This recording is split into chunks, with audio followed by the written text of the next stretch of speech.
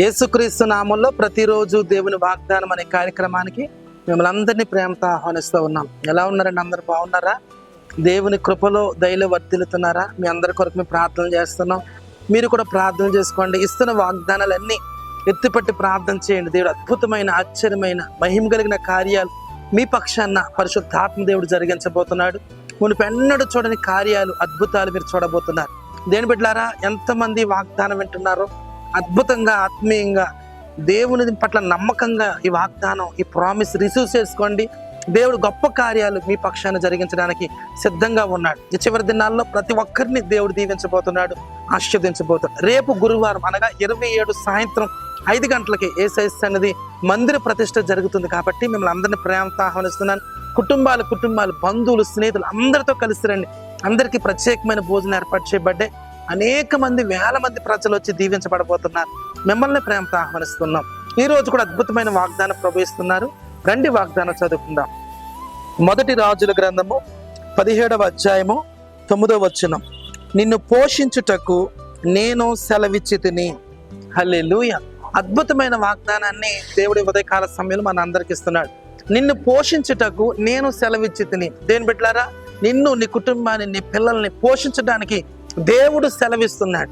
మంచి గోధుమల పంటతో నిన్ను తృప్తిపరచబోతున్నాడు. ఏలియాను ఎలాగైతే కాకోలము చేత పోషించాడో నిన్ను, నన్ను పోషిస్తాడు. ఆకాశ పక్షులను పోషించిన దేవుడు నిన్ను పోషించడా? అనేకమైన పిచ్చుకల కంటే కూడా శ్రేష్ఠులని మీరు దేవుని వాక్యం చెప్తున్నాడు కదా.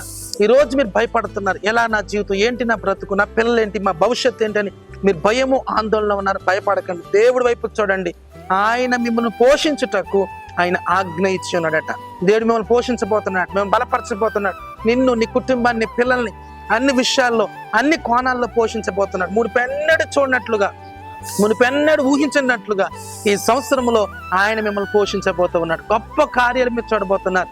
మీరు పోషించబడటమే కాక అనేక మందిని పోషించే సామర్థ్యాన్ని, శక్తిని దేవుడు మీకు దయచేయబోతున్నాడు. కాబట్టి ఎక్కడ ఉండి వాగ్దానం వింటూ ఉన్నారో భయపడక, రేపటి రోజున గనుడున్నాడని ధైర్యం, రేపటి రోజున ప్రభు మమ్మల్ని పోషిస్తాడు, బలపరుస్తాడు, మా జీవితంలో మేలు చేస్తాడనే విశ్వాసంతో మీరు ముందుకు వెళ్ళినప్పుడు దేవుడు నీ పక్షాన, నీ కుటుంబ పక్షాన గొప్ప కార్యం చేయబోతున్నాడు. ఎక్కడ ఉండి వాగ్దానం వింటున్నారు? కన్నీటిలో, కష్టాల్లో, నిందల్లో, అవమానాల్లో, శ్రమల్లో ఎక్కడ ఉండి వాగ్దానం విన్న ఈ మాట పట్టుకుని ఎత్తిపట్టి ప్రార్థన చేయండి. ప్రభువే నన్ను పోషిస్తాడు, ప్రభువే నన్ను పోషిస్తాడు, ప్రభువే నా పిల్లల్ని పోషిస్తాడు, నా కుటుంబాన్ని పోషిస్తాడు అనే విశ్వాసంతో మీరు ముందుకు వెళ్ళినప్పుడు దేవుడు మీ పక్షాన, మీ కుటుంబ పక్షాన గొప్ప కార్యం చేస్తాడు. కాబట్టి ఎలాంటి విషయంలోనైనా, ఎలాంటి శ్రమ వచ్చినా, ఎలాంటి కష్టం వచ్చినా, ఎలాంటి కరువు వచ్చినా మీరు భయపడదు. గనుడైన దేవుడు మీతో ఉన్నాడు.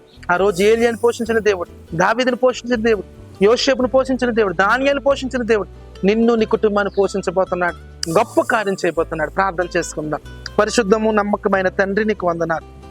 ఎంతమంది వాగ్దానం విన్నారో, నేను ఆజ్ఞ ఇచ్చి మిమ్మల్ని పోషిస్తానన్నావు. బిడ్డలందరూ పోషించబడుదురుగాక, వారి కుటుంబాలు దీవించబడును గాక, ఆశీర్వదింపబడును గాక. ఈ వాగ్దానం వినుచుండగానే గొప్ప కార్యం చేయమని యేసు నామములో అడుగుచున్నాను పరమ తండ్రి, ఆమేన్. హల్లెలూయా. దేవుడు మన అందరికి ఇస్తున్న వాగ్దానం, నేను ఆజ్ఞ ఇచ్చి మిమ్మలను పోషించేదను. దేవుడే మిమ్మల్ని, మీ కుటుంబాన్ని పోషించబోతున్నాడు. అలాంటి కృప దేవుడు మనందరికి దయచేయను గాక. ఆమేన్. God bless you.